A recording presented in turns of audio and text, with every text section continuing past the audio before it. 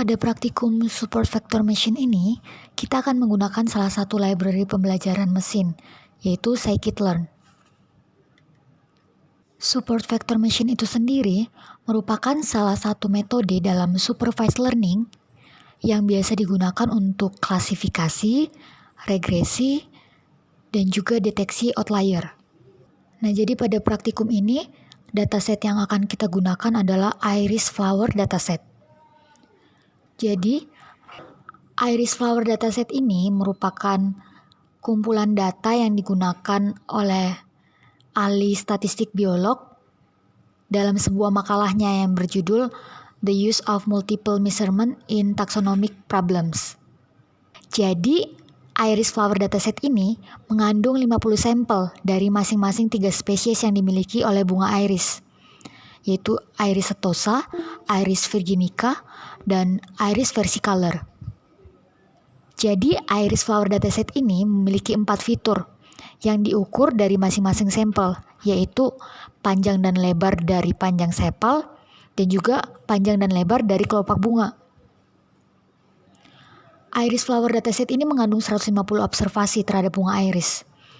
Jadi nanti kalau kita lihat di dalam dataset kita ini, di sini ada 4 buah kolom perhitungan terhadap bunga tersebut. Yang ini panjang dan lebar untuk sepal, yang ini panjang dan lebar untuk kelopak bunga. Nah, di kolom yang terakhir, itu merupakan spesies dari bunga yang diobservasi. Oke, kita mulai ke praktikum kita. Pertama yang harus kita lakukan adalah mengimport modul Pandasnya. Di sini kita menggunakan Pandas untuk memuat data. Selanjutnya, kita juga akan menggunakan Pandas untuk mengeksplorasi data, baik secara statistik maupun visualisasi. Oke, selanjutnya kita baca dataset kita. Jadi kalau kita mau ngecek data paling atas, kita bisa pakai kode berikut. Terus kalau kita mau mengecek data paling bawah, kita bisa pakai kode berikut. Selanjutnya kalau kita mau menghitung statistical summary tentang dataset kita bisa pakai kode berikut ini.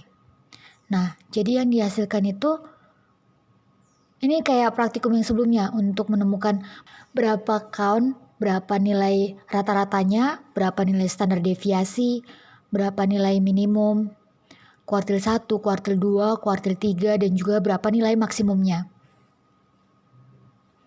Oke, sekarang kita melakukan visualisasi data berdasarkan data yang kita miliki dengan menggunakan box plot. Kita bisa lihat di sini tampilan box plotnya untuk masing-masing atribut.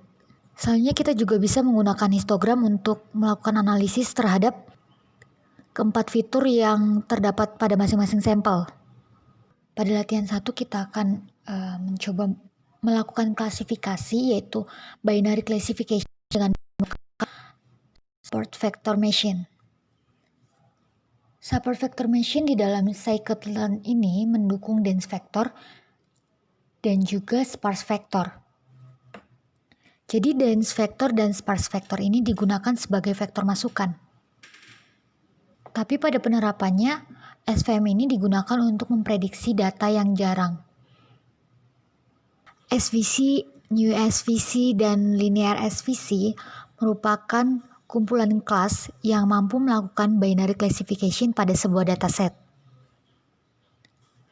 SVC dan New SVC sebenarnya merupakan metode yang similar, namun memiliki formulasi matematika yang berbeda. Sementara Linear SVC merupakan implementasi supervector classification atau SVC yang cukup cepat. Nah, pada modul latihan ini kita menggunakan SVC. Pada penerapannya, SVC ini menggunakan 2 buah inputan array. Di sini kita bisa menggunakan variabel X sebagai penampung array yang berisi n samples atau banyaknya sampel, dan juga n feature atau banyaknya fitur yang digunakan pada training sampel. Sedangkan pada variabel Y, kita gunakan sebagai penampung array untuk n sampel. Selanjutnya kita sesuaikan SVM model berdasarkan training sampel yang sudah kita buat. Kemudian kita lakukan klasifikasi berdasarkan sampel X. SVM decision function ini sebenarnya bergantung pada beberapa subset training data yang disebut support vector. Beberapa properti dari support vector ini dapat kita temukan pada atribut berikut ini.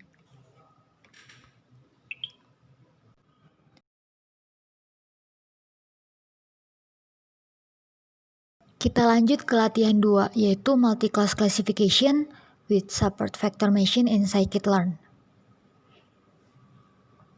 Nah, di sini SVC dan new SVC mengimplementasikan pendekatan one versus one untuk multi-class classification.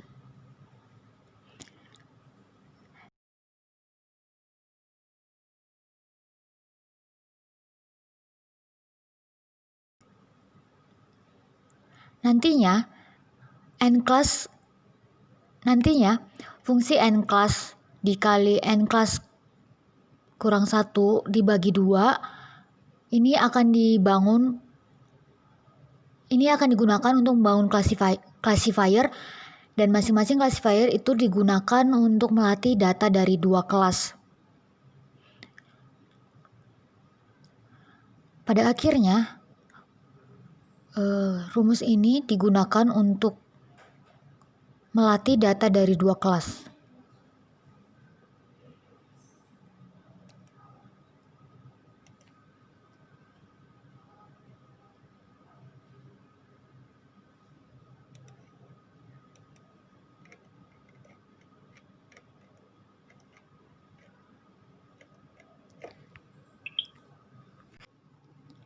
Pada kode program ini,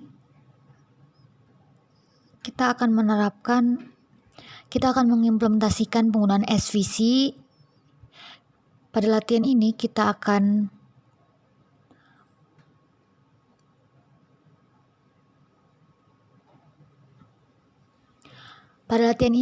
menggunakan SVC untuk mengimplementasikan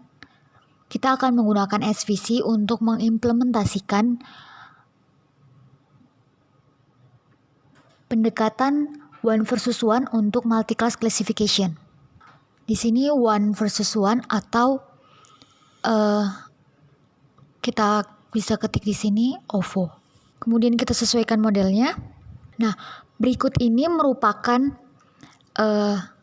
classifier yang dibangun dengan menggunakan rumus. Karena sebelumnya kita menggunakan 4 kelas, maka kita bisa memperoleh jumlah classifier. Jadi di sini classifiernya itu ada 6 karena kelas yang kita gunakan itu ada 4. Nah, rumusnya itu kan n class dikali n class kurang 1 dibagi 2. Jadi n class kita tadi kan ada 4. 4 dikali 4 kurang 1, 4 dikali 3 dibagi 2. Makanya hasil yang didapatkan itu adalah 6. Kemudian di kode program selanjutnya ini, sebelumnya kan kita pakai one versus one. Nah, di sini kita pakai yang one versus rest. One versus rest dengan masih menggunakan SVC tadi. Jadi inilah hasilnya. Selanjutnya kita lihat bagaimana jika linear SVC kita implementasikan pada one versus rest, sehingga hasilnya dapat melatih model n-class. Nah, hasilnya ini ternyata masih sama seperti ketika kita menggunakan SVC tadi untuk one versus rest-nya.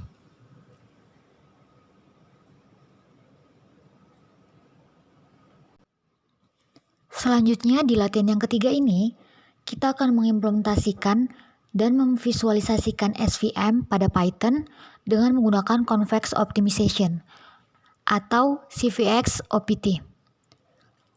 Oke, kita mulai dari generating data. Di sini kita akan menghasilkan 2 kelas data yang dapat dipisahkan secara linear menggunakan Gaussian 2 dimensi.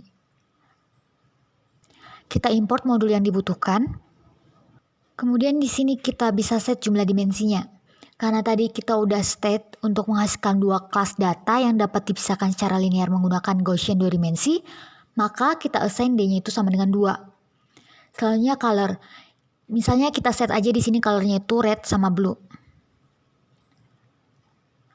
Nah, di sini kita mendefinisikan M1, M2, C1, dan juga C2 yang nantinya akan digunakan ketika mengenerate Gaussian. Jadi sebelum kita generate, kita definisikan dulu fungsi generate Gaussian dengan parameter M atau min dan C atau kovarian serta num atau jumlah poin yang akan di-generate. Kemudian kita juga mendefinisikan fungsi plot data with labels yang akan kita gunakan untuk menampilkan scatter plot. Selanjutnya kita set num atau poin yang akan digunakan adalah 50. Pada fungsi plot data with labels tadi kan kita udah bikin parameter yang dibutuhkan itu X dan Y.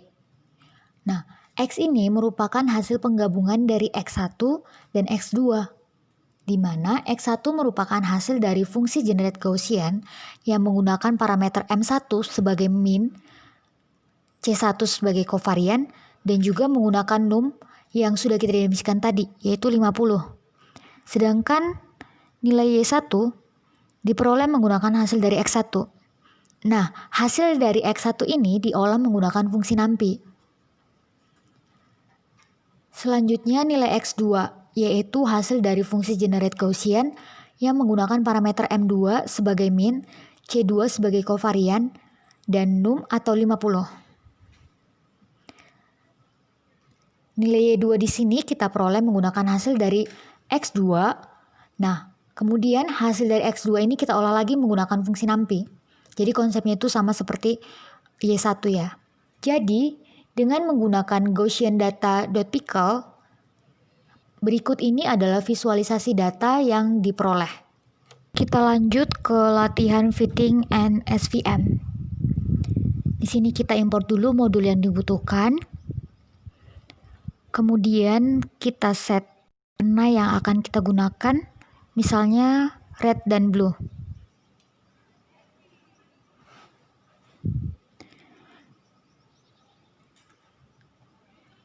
Kita definisikan dulu fungsi yang akan digunakan untuk memuat data kita. Kita bikin di sini namanya fungsi read data. Fungsi read data ini digunakan untuk membaca file Gaussian data.pickle. Nah, nanti hasil yang dikembalikan adalah nilai X dan Y, di mana X merupakan data indeks ke-0 dan Y merupakan data indeks ke-1. Selanjutnya kita definisikan fungsi fit dengan parameter X dan Y. Kemudian kita juga mendefinisikan fungsi plot data with labels, dan kita definisikan juga fungsi plot separator. Oke, jadi X dan Y di sini kita peroleh menggunakan fungsi read data. Kemudian di sini juga kita menggunakan variabel alpha sebagai penampung untuk hasil yang dikembalikan dari fungsi fit. Di sini kita gunakan juga variabel W untuk memperoleh bobot, dan kita gunakan variabel con untuk memperoleh bias atau outliernya. Selanjutnya kita juga melakukan normalisasi terhadap bobot dan juga biasnya. Berikut ini adalah hasil visualisasi data dengan menggunakan subplot. Di sini juga ditampilkan plot separator dan hasil dari plot data with labels-nya. Oke, selanjutnya kalian akan melakukan latihan dengan menggunakan scikit-learn untuk membuat multi-class classification dengan support vector machine pada iris dataset yang sudah disediakan bersama dengan modul ini. Jadi pada bagian latihan ini kalian akan menerapkan yang pertama SVC dengan linear kernel, yang kedua linear SVC, yang ketiga SVC dengan RBF kernel, yang keempat SVC dengan polinomial kernel, di mana degree yang akan kalian gunakan itu adalah 3. Yang terakhir kalian akan memvisualisasikan hasil dari keempat latihan kalian tadi dengan menggunakan iris data, dan kalian tampilkan visualisasinya dalam bentuk plot. Oke, jika ada yang ingin... Oke, sekian pembahasan untuk modul praktikum. Jika ada yang ingin ditanyakan, kita bisa diskusikan di dalam WA Group. Terima kasih.